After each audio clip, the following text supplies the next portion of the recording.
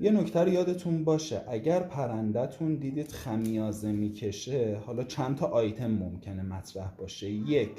درگیری تنفسی، 2 رخوت و خستگی پرنده، 3 آلوده بودن هوای محیط، حالا از نظر گازهایی که شاید ما درکشون نمی کنیم هوا سنگین باشه،